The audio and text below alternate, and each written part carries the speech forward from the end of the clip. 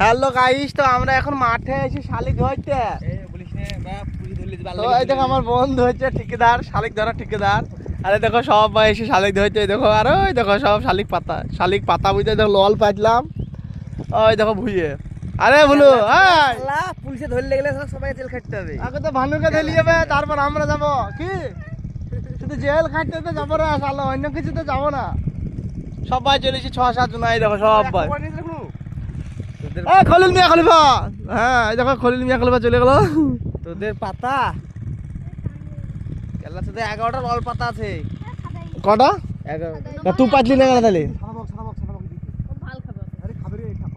মুজাহার এই দেখো ললের দিকে তাকাতে থাকা। এই দেখো 11টা পেতেছি, আর এইদিকে 60টা ললের মধ্যে 60টা লল কিনেছিলাম আমরা, করেছিলাম বানাইছিলাম দিয়ে এই মাত্র 16টা পড়ে 16টাতে পড়ে 60টা করেছিলাম না।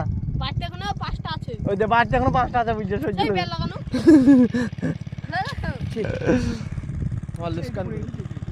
এই পাগল কেজি দিলে যা বাদ বাকি দেখে যা।